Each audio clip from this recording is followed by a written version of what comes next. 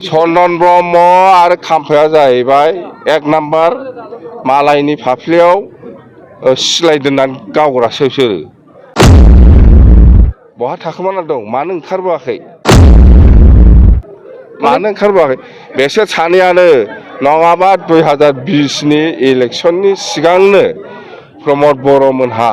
आंजों रायलायफैदोंमोन प्रमद बर'बो दंमोन ओमफ्राय रोंगोराबो दंबादि मोनबाय जायखिया साथाममोन बिसोरो साथामबो आंजों रायलायदोंमोन जों जयैनो गोरोबलायनानै फैगौ इलेक्सनखौ गेलेनोसै बा जों जयैनो गोरोबलायनांगौ बिसोर आबसुनि लिडारमोन बै समाव सुक्तिया जाथ'वाखै सुक्ति जानायनि बहुद सिगां मिथिबाय बे समाव आंथ' एग्रि प्रमद बर'मोनजों रायलायनानै बा आबसुनि नेताफोरजों रायलायनानै आं एग्रि जेबो नङा ज' जानांगौ होननानै खोथा होखादां खिन्थु दाना चन्दन आरो खाम्फाजों ज' जाहोआ आंखौ बोखारना लाना थांबाय बेनोथ' आरो बिनि बादै मा नांगौ ओइ चन्दन खाम्फा जाम्बा